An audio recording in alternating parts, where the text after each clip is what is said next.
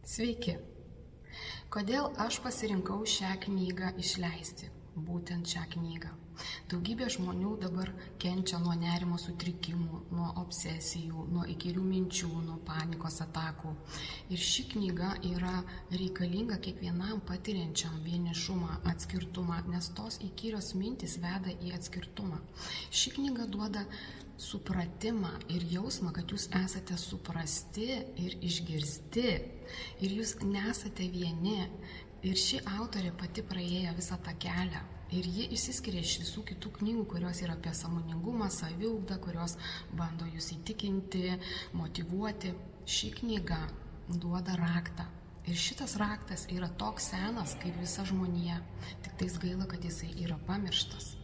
Ir aš nepasakysiu, kas tas raktas, nes iš konteksto pasakytas jis nesuveiks, bet kontekste jums skaitant jūs gausite raktą visiems šiems sutrikimams įveikti. Jūs tai galite.